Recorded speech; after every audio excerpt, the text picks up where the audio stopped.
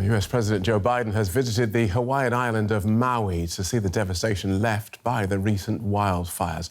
More than 110 people are now known to have died, though the death toll is expected to increase, with more than 800 people still unaccounted for. It's the deadliest wildfire in the United States in more than a century. Long hugs and warm words as the President and First Lady touched down in Maui. They were there to offer support to the survivors and pay respects to those who lost their lives in the wildfires that devastated the island. The first couple were given a close-up look at what's left of the historic town of Lahaina, which was all but obliterated in the wind-whipped inferno. Hawaii State Governor Josh Green says search teams have now covered most of the area, looking for the more than 800 people who are still missing. But the rest of the search could take weeks. President Biden's administration has been criticized by some of the survivors and Republicans, who say the response has been ineffectual and insufficient. Standing next to one of Lahaina's most famous landmarks, the 150-year-old banyan tree, the president used it as a metaphor for the islanders' resilience and revival. To my left is the banyan tree, beloved by this community for over 150 years. Here in the former capital of the Kingdom, Hawaii, that has stood for generations as a sacred spot of exceptional significance. Today is burned, but is still standing. The tree survived for a reason. I believe it's a very powerful symbol of what we can and will do to get through this crisis. And for as long as it takes, we're going to be with you. The whole country will be with you. The heat and adrenaline of the wildfires may have now subsided, and the focus turned to the task of rebuilding. But the people of Maui will need much more than reassurance and warm words to recover from the searing blaze that has ravaged the island they call home. Let's get more from our correspondent, Conchi Moya, who's on Maui. Welcome, Conchi. We'll get to the Biden's visit in a moment. First, though, just update us, please, on the ongoing search and rescue effort.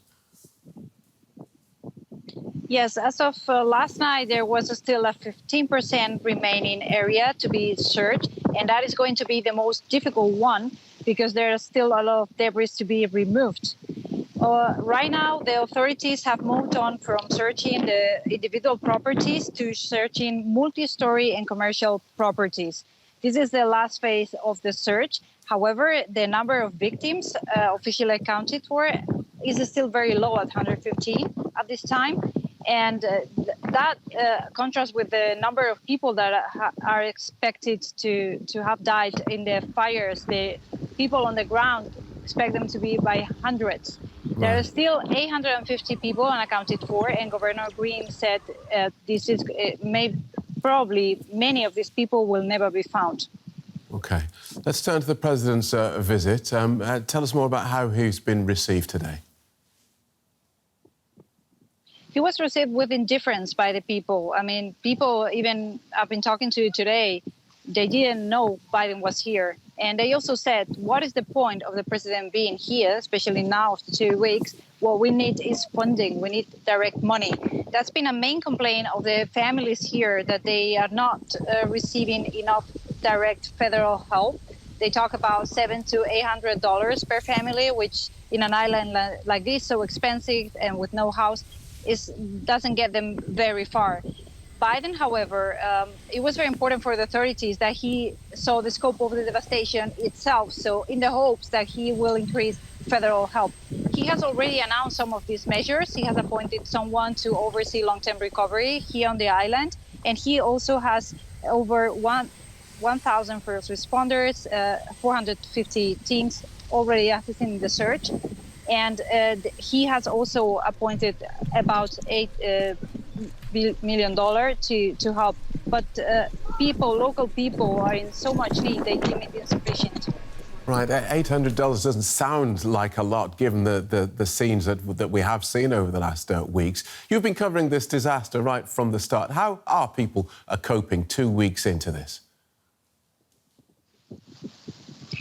People are, for the most part, traumatized. On the one hand, there are the local people. I've seen many of them who've lost their houses or their jobs. They're all volunteering. And actually, when you talk to them, they tell you they're concerned about other people that have it worse than them. So they are all volunteering. Even I've seen in some of the centers that they were turning people away because they have enough volunteers. And also they said we have enough supplies. People are really taking care of other people themselves. On the other hand, there are large communities of people that are leaving the island, and that's something that the authorities are scared of also. Argentinian people, for example, there's a large community here.